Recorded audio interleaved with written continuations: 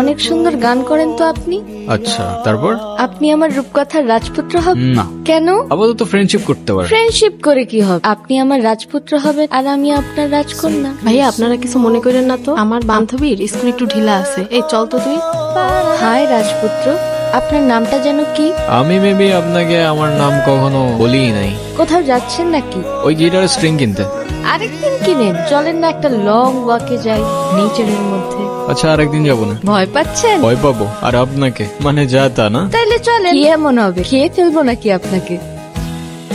আপনার ভয়েসটা কিন্তু মাশাআল্লাহ, কিন্তু আপনি কি সারাক্ষণ এই গিটারটা নিয়ে ঘুরঘুর করেন?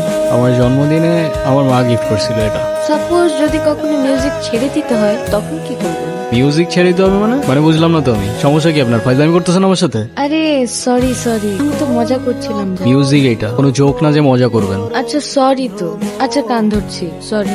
It's okay. আচ্ছা, আমার না যেতে হবে, লেট হয়ে যাচ্ছে। ইস, লেট হয়ে যাচ্ছে? কি এমন কাজ তোমার? মানে আপনি থেকে ডিরেক্ট বিদে চলে আসছো না? হ্যাঁ, কেন, কোনো সমস্যা? না, যেন মনে হচ্ছে তুমি খুব নাচরবান্ধা টাইপের মানুষ না? তুমি বুঝলা কি করে? এমনি গেস করলাম। তখনও বুঝে উঠতে পারিনি মিউজিকের পর দ্বিতীয় ভালোবাসাটা তুমি হয়ে উঠবে। ডিয়ার তারা, খুব অদ্ভুত একটা মেয়ে তুমি। মনে হচ্ছিল আমার সেই রূপকথার গল্পটার রাজকন্যা যেন হুবহু তোমার মতোই দেখতে। এক পা দুপা হাঁটতে হাঁটতে প্রথমে ভালো লাগা, এরপর ভালোবাসা, আর তারপরে অভ্যাস। আর সেই অভ্যাসের পরেই হয়তো সবকিছু চেঞ্জ হয়ে যায়, সবকিছু। আচ্ছা তোরা কথা বল, আমি ওই দিকটাতে আসি। 2 দিন পর পর এই ঝামেলাগুলা কি না করলে হয় না?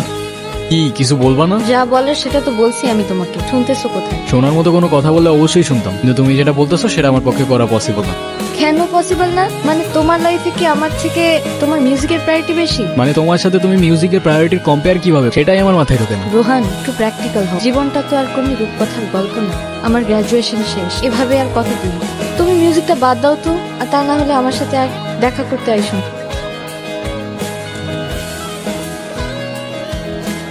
আপনি যে নম্বরে কল করেছেন তা এই মুহূর্তে ব্যস্ত আছে, পর আবার কল করুন।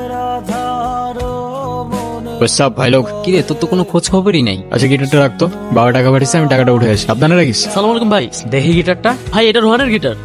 তো কি হয়েছে? না ভাই কিছু না। ভাই এটা কি করলেন? তোর রোহান রে কইস এই গিটারের তার তেমন ছিড়ছি না, তোর রোহান রে ধরলেও না এমন করে ছিড়ালাম। চোস কে ছিড়ছে? জাকির ভাই। ওই স্ট্রিং ছিড়ছিস কেন? Sorry Rohan, sorry. ঠান্ডা হয়, এতটা গরম হইস না। এটা তুই ঠিক করস না। এটা কোনো র্যান্ডম গিটার না, এটা আমার ইমোশন। সবকিছু নিয়ে ফাইজলামি করা ঠিক না। তোর ইমোশন আছে, আমার ইমোশন নাই। আমার গার্লফ্রেন্ড তোর পোস্টে আসলে কমেন্ট করবো কেন? আমার ভালো লাগে নাই তাই আমি তো তার ছেড়ে দিচ্ছি। আরে তো তোর গার্লফ্রেন্ড, তুই সামলা না ব্রো। আমার কি? হ্যাঁ হ্যালো, কোথায় তুমি? তুমি কোথায়? তোমারে কতগুলো কল দিছি আমি। রনির কাছে শুনলাম কি ঝামেলা হয়েছে। না সমস্যা নেই, তেমন কিছু হয়। সমস্যার কথা বলি নাই আমি, তুমি এক্ষুনি দেখা করো আমার সঙ্গে। কি অবস্থা, কেমন আছো? তুমি কবে ছাড়বে এসব? মানে আসতে না আসতেই তুমি আবার শুরু হয়ে গেলা। মানে আমি না বুঝি না, আছে কি তোমার এই মিউজিকের মধ্যে এটা ছেড়ে থাকা যাবে না? সেটা হয়তো তুমি আমার জায়গায় থাকলেই বুঝতো। না, তোমার জায়গায় থাকার তো আমার কোনো ইচ্ছাও নেই। দেখো, এখনো কিছু নষ্ট হয়নি। আমি শুধু চাই তুমি 8-10টা মানুষের মতো একটা নর্মাল লাইফ লিড করো, একটা জব করো, আর মিউজিকটা ছেড়ে দাও। That's it. আরে মিউজিক আমার ব্লাডের মধ্যে, এটা ছাড়লে বাঁচবো কেমনে আমি? আর আমি যেটা পারবো না সেটা আমার বারবার বললো না তো তুমি। তোমার ডিসিশন পেলে ফাইনাল। হ্যাঁ। কফি? ভাই আপনারা বলছিলাম না একটা ছেলের কথা। এই রোহান, কি অবস্থা? আসসালামু আলাইকুম ভাইজান। আমি তো তোমার মিউজিক শুনছি, তোমার ভোকাল জাস্ট মারাত্মক। আপনি তো ইয়াং জেনারেশনের ইন্সপিরেশন, আর আপনার মিউজিক দেখে আমরা কত কিছু শিখছি। দেখো আমার হাতে সময় তেমন একটা নাই, তুমি একটা কাজ কর, তুমি আমাকে কিছু একটা শোনো। এটা কি রং? কোনো সমস্যা? সরি ভাই, আমি আরেকবার শুরু করি প্লিজ। রোহান, রোহান কি হয়েছে তোমার? রোহান, এই কেউ অ্যাম্বুলেন্স ডাকো। এই রনি এদিকে আসো। আরে সবাই কই?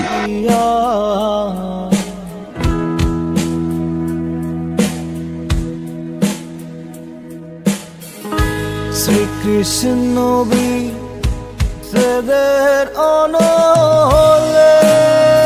শোনো, যা হওয়ার ভালোই হয়েছে। এই মিউজিক টিউজিক আর করতে হবে না। চলো না আমরা আবার নতুন করে সব শুরু করি।